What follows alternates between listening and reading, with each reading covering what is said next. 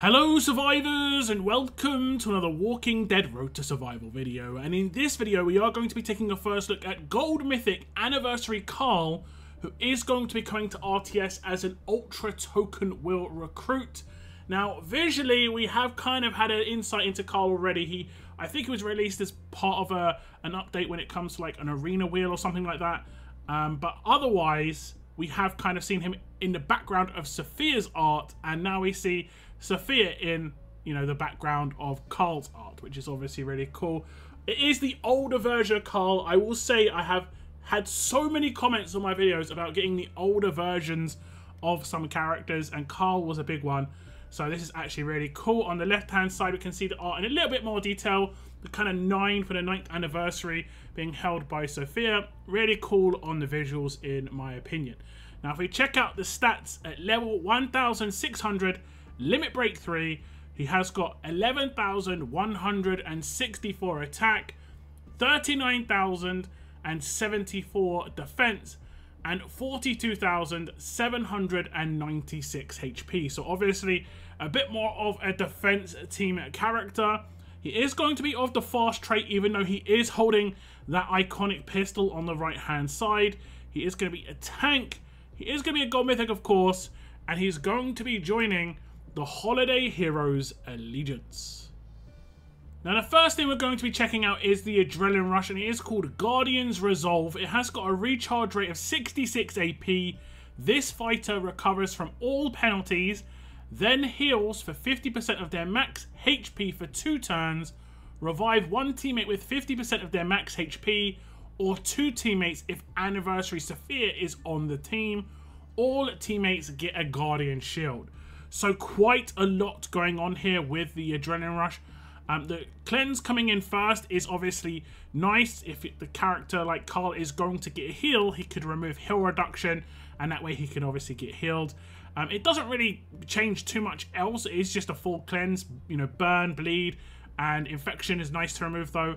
But there are going to be some controls that means that he can't even do his Adrenaline Rush in the first place. Things like Taunt, Confuse, Stun, and Impair would stop him from being able to do his Adrenaline Rush unless you have him teamed up, or unless other parts of his kit give him things like Focus or Resist. So we'll have to check that out.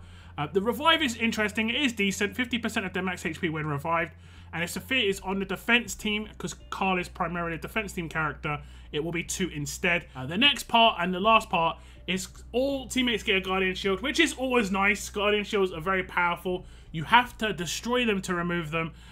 So they're always very, very powerful indeed. They stop things from happening. So for instance, if I have an attack that also confuses somebody, like an Adrenaline Rush, if it hits the Guardian Shield, the Confuse will not work. That's how it's meant to work anyway. So they're very strong and quite annoying, and can slow down a fight reasonably well.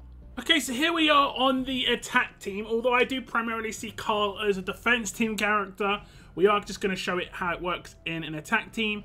I will do the Adrenaline Rush. You can see he has got 1 negative effect on him right now. I think it's attack down. So obviously this does not stop him from doing his Adrenaline Rush, but it also is something that will be cleansed. We have 1 character who's downed who will revive. We have not got Sophia on the team, so it will be a maximum of 1 revive. And then everybody should get a Guardian Shield, and then obviously Carl should get a heal. So the Adrenaline Rush will just come in. You'll see everyone got the Guardian Shield, including the person who we did revive because of the order that happened. Full cleanse came in, so no more debuffs on the character, and now Carl has a 50% heal for his next turn. He would have been healed the turn that he actually applied this, and then next turn he'll also get a 50% heal as well. Now if we go over the upgrades on the Adrenaline Rush, you can see at grade 3 it gets plus 25% revive HP, so initially it is going to be 25% of their max HP when they're revived, and it will go up to 50%. At grade 5, it will get an upgrade where this fighter recovers from all penalties. Remember, this comes in first, which will help mainly with the heal reduction potential. And then at Limit Break 2, it gets an upgrade where all teammates get a Guardian Shield. And this is obviously one of the more frustrating things to deal with. He should be able to get this Adrenaline Rush off reasonably well because of how his specialist skill works and how other parts of his kit works. You might have noticed it in that original kit, clip there. He was actually taunting characters, so there's potential they can get AP quite nicely, and that means that he he can potentially get his Adrenaline Rush off naturally turn 2. So anyone who gets taken down turn 1 could be picked up, which is obviously very nice indeed. And potentially up to 2 characters if Saphir is on the team, like I said. So the Adrenaline Rush is pretty decent. It's more of a support-based Adrenaline Rush. He does give himself a heal, which is nice for his survivability and his tanking. But the Guardian Shields, the revives, very nice indeed when it comes to a character being used on a defense team. Generally, the Adrenaline Rush isn't where you see a lot of the power in a defense team character, because they don't always have the chance to get this off. It's easier to control it in an Adrenaline Rush, but it will be harder to control Anniversary Carl because of that specialist skill and the fact you can't target him or control him off of turn 1. So that's actually going to be not too bad. Like, you maybe get a bit more freedom, and you can decide how you're going to do things when it comes to getting your defense team set up. Maybe even AP on defense could be useful for him, just to make sure that his Adrenaline Rush goes off of turn 2. That's obviously down to you in your testing, but that's how his Adrenaline Rush works, and it's pretty decent. When an Adrenaline Rush does 4 things, it's always going to be half decent. But what does the signature move bring to the table, which is generally the more powerful part of a defense team character's kit, and it is called Take Shelter. It has got an initial cooldown at turn 1, cooldown at 2 turns, number of uses unlimited. This fighter gets 50% defense for each living teammate for 3 turns. This fighter gets 50% heal over time for the rest of combat. This fighter gets 100% normalized resistance and 100% daze resistance for 2 turns. So obviously this is quite nice. Again, he's not attacking anybody, he's not doing any damage, he's just kind of fortifying himself. And the defense is actually pretty big. Potentially up to, what's that? I guess 200% defense for 3 turns. And then potentially up to a 50% heal for the rest of combat, which would stack with his Adrenaline Rush as well. And obviously it would stack with his own signature move, which has a decent reset, 2 turns. And then he just gives himself some normalized resistance and daze resistance. These only last for 2 turns, but the turnaround on his signature move is pretty good. And obviously normalizing this character could be useful, because he can go into a little bit of an annoying loop when it comes to the potential of him not being able to get targeted. He could take 2 turns in a row, which gives him more chance of actually getting his Adrenaline Rush off, reviving characters, so on and so forth. Pretty annoying with that. The daze resistance also just allows him to do his signature move, but not just do his signature move, gain more AP. On a defense team, the most AP you can gain is from doing your signature move, which is 35. So that just enables him to gain more AP. Potentially those taunts coming in makes it so he can do his Adrenaline Rush more often. So that's not too bad. And then any other negative effects that he could possibly cleanse with his Adrenaline Rush, he will cleanse as well, including daze if he did manage to get through it with a control role character. So here we are off of turn 1, and I'll just do his signature move straight off the bat, and you'll just basically see how it works. He gets the resistance come in, he gets a 250% defense, so it's plus 50% for each other teammate. So it's initially 50 plus 50, obviously that makes sense.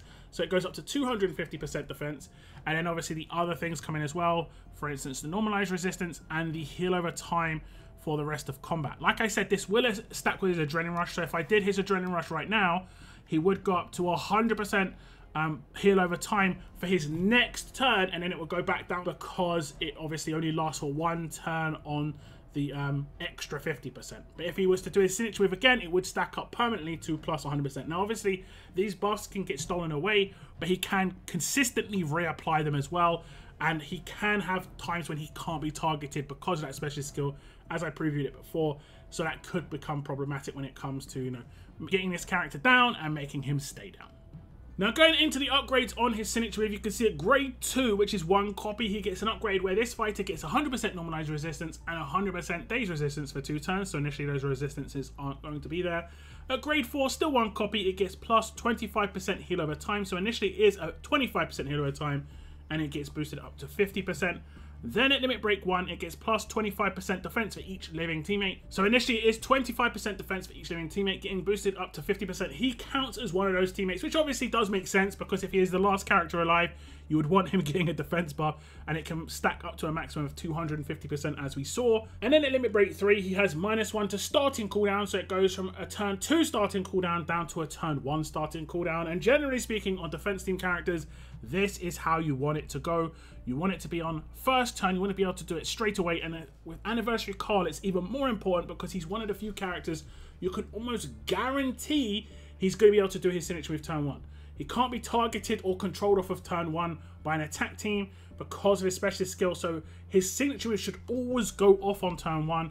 And obviously that'll be nice, and he will protect him effectively with the defense buff, heal over time, the resistances until his special skill goes off again, and then he'll go into the same loop. I think that's basically the way it's meant to be.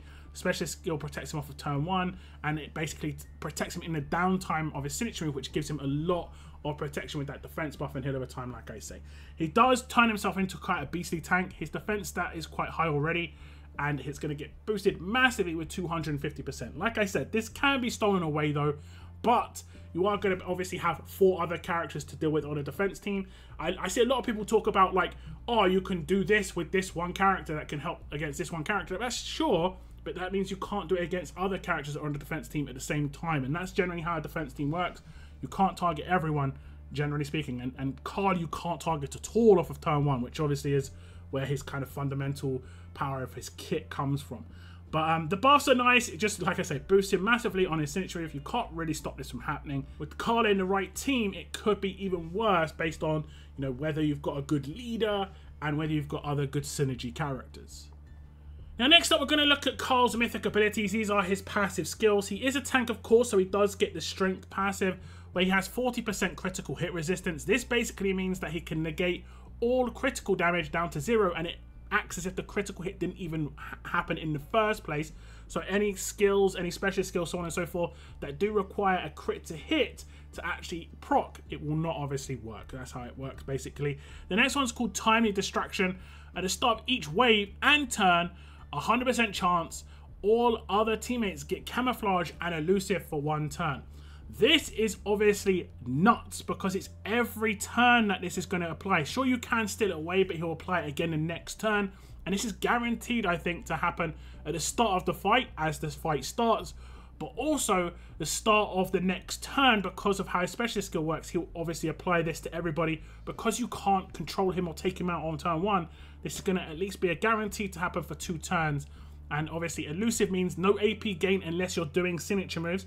Basic attacks will not give you any AP, and also no AP gain from being attacked by the defense team characters. And don't forget, camouflage just means no AoE damage, so it does counter the likes of the new Holly, for instance, who can nuke teams very early on in the fight. The next passive is called Mutual Dread. At the start of each wave and turn, 100% chance this fighter and a teammate get Pain Split and 100% defense for 1 turn. Now that defense should stack, I assume, with his signature move, but it might not because they come from the same sort of skill source. A passive and a signature move might be seen as the same kind of buff source rather than it being like from a specialist skill and a passive, for instance. I will test that out, but I'm pretty sure it will not stack. And then obviously we do have the Pain Split, which just means that any damage that Anniversary Carl takes, he will obviously negate quite heavily and split it with the other teammate, and the same can be said for the other teammate.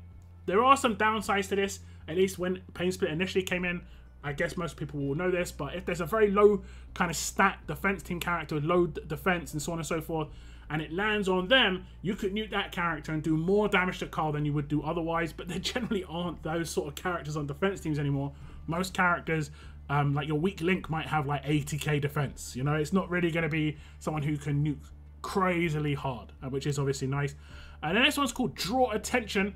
At the start of each wave, 100% chance to taunt 2 enemies for 2 turns. Now this should be a pre-fight taunt. I will test Carl on the defense team in the next clip, and basically this means when you start the fight you should have 2 characters taunted instantly and they will basically attack him. We'll see if that actually is the case, but it doesn't say at the start of the turn, so it is only going to be when the fight actually starts for the first 2 turns. This is just a little bit of early control, just to get a bit of, like I say, control on the fight.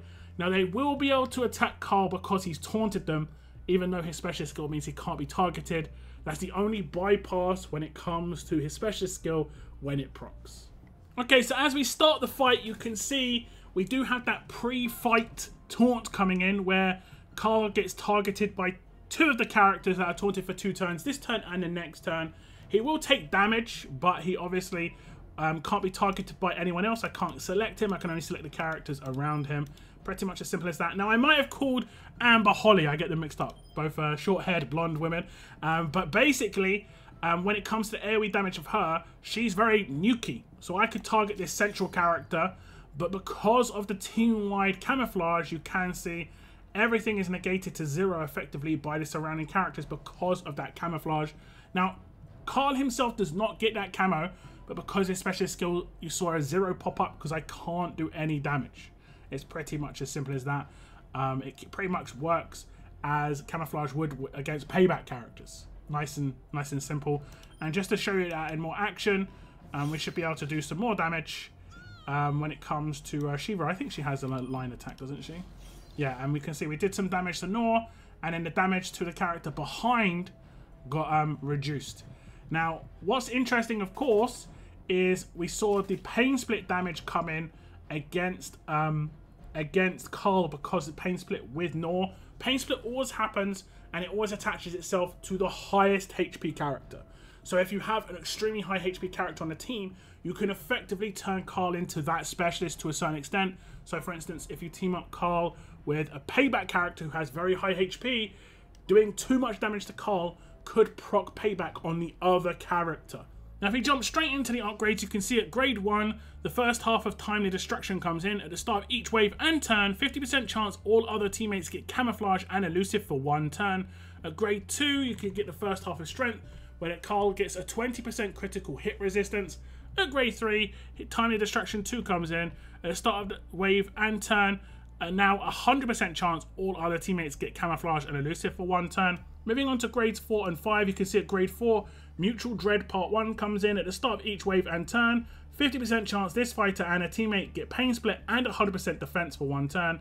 And at grade 5, the first half of Draw Attention comes in, where at the start of each wave, 50% chance to taunt 2 enemies for 2 turns comes in. And obviously these get boosted up when we go into the limit breaks. As limit break 1 comes in, strength 2 comes in as well, where it's a further 20% critical hit resistance going up to 40% total. At limit break 2, Mutual Dread 2 comes in, where it'll be a 100% chance this fighter and a teammate get pain split and 100% defense for 1 turn at the beginning of each wave and turn. And at limit break 3, Carl now has a 100% chance to taunt 2 enemies for 2 turns at the start of each wave. So the passives are quite nice, a little bit of control in there, a little bit of, again, support. I would consider something like Pain Split to be a bit more support. It supports that high HP character, and you can dictate this because it starts at the beginning of each wave, but then obviously from then onwards it becomes whoever has the highest HP at the time, you know, the highest HP alive character, because you can have the characters taken out, so on and so forth. But you can, like I said, make sure that the highest HP character on the defense team is a particular specialist if you want that character to take damage, or if they do get taken out by a massive nuke, then at least you know that they can work in a certain way. For instance, Halo, they'll come back, or maybe like Morgan, who would revive other characters if he's taken out. You can definitely get some nice kind of rotation on how it works, but Payback seems the most simplistic one, and even someone as basic as Peacekeeper, who is very obviously accessible right now, he has extremely high HP, and the team up between these two characters could be really, really simple, basically making Carl a kind of payback character in a way as if he's overly targeted as well. So that's obviously quite nice. It also increases the survivability of Peacekeeper, who generally can be taken out quite easily. Obviously, I like the passives. A couple of them starting at each turn and wave is going to be very nice. The camouflage and the elusive means that, you know, you're not going to be gaining much AP against teams with Carl in outside of doing signature moves, and that can be very, very slow going when it comes to attacking. You're going to need characters that have some sort of AP manipulation, be it on their specialist skill with things like Amped, or maybe on like crits. So for instance, Glenn does give AP to other characters, Laura gives characters AP on when defending, that sort of thing. But then if you team up Carl with someone who has exhaust, you can kind of counteract that potential as well. So like I said, there's definitely decent synergy with Carl, and I'll leave you guys to kind of figure out that when it comes to on defense teams, but he should have some pretty good team ups for sure. Now to quite an important part of the kit, especially how it can potentially work with Sophia. We will test this out, of course, and it is going to be Invincible, where at the start of combat, while battling on the defensive team, this fighter cannot be targeted, take any damage or status effects on the first turn of combat. When performing the defend action, achieve this invincible status again, but it does have a 2-turn cooldown. You'll notice that he does gain the kind of like icon of his specialist skill over him, and it says a cooldown in turn, so that's actually really nice. And then at the start of combat on the offensive team, this fighter can achieve this invincible status immediately by performing a defend action instead.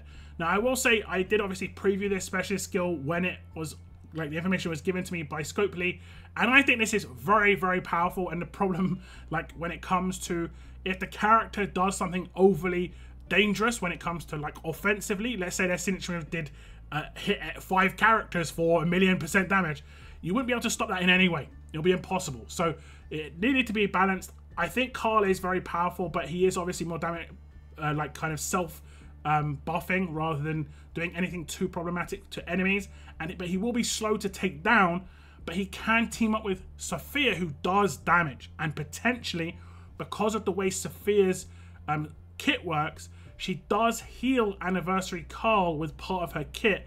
And then the way her specialist skill works is that anything she does, whoever she does it to first, she can clone their specialist skill. So she potentially could become an invincible specialist as well, and her having invincible could be problematic, and the team up there could be quite good on defense teams. But that's how it works on Carl. I have previewed this before, so it should be pretty understandable. Let's see how it works when it comes to the combination with Sophia, and let's see if that actually can happen when it comes to her copying his specialist skill off of turn 1 before you get to attack. So as I start the fight, you can see that Sophia does heal Carl, but she hasn't replicated his specialist skill. So I thought it might work with the heal, but it does only seemingly work with the attack. So she's only going to work when it comes to attacking a character, which is a little bit disappointing, I'll be completely honest with you. We'll try and take her out because she is the more offensive character on this defense team. As you can see, I could target her, I could do damage to her, so she did not have the invincible specialist skill. I'll just do some defend actions here. And as you can see, as invincible cools down, you get an icon on the character, Carl, where it has the invincible kind of iconography, but it's grayed out, but it says 2 because that's the cooldown. So if I defend again, it should go down to 1. And then I'll defend one more time. And he doesn't have to like defend to do this, by the way. He just has to have his turn, I believe. We'll see. So he does his adrenaline rush. And is he actually in the mode right now? I don't think he is actually. So maybe he does have to defend. Let's see. Will he defend? He's going to use his signature move over defending. So he's prioritizing his sig. Let's see. He hasn't got anything to do right now.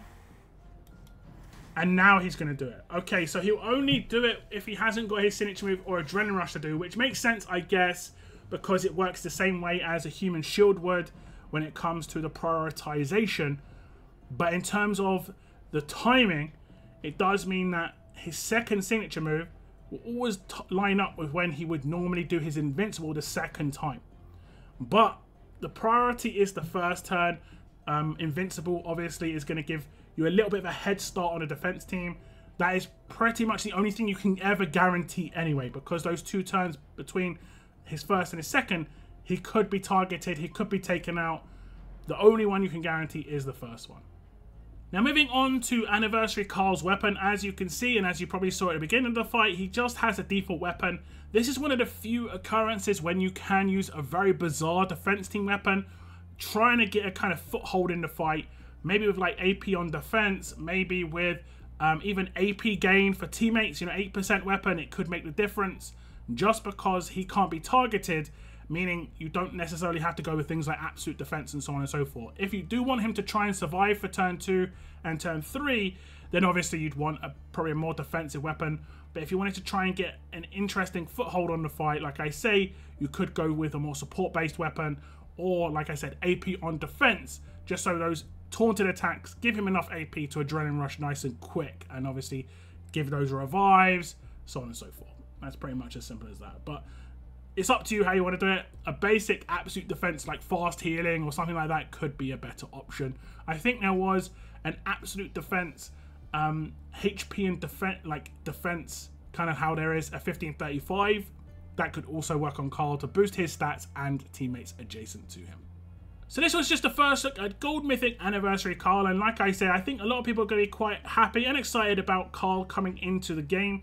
He is like a character who I've seen consistently requested for the last like 2 years, I'll be completely honest, where people wanted those like older characters near the end of the comic series, which is obviously really cool. To see. The visuals do look kind of strange to me though. Obviously, I recognize Carl as this like kid, but it is what it is. It is what it is. This is like grown-up adult Carl as a character on the 9th anniversary, as an Ultra character coming to RTS. Give me your thoughts on this character in the comments down below. I want to thank you very much for tuning in, and as always, keep on surviving, guys. Keep on surviving.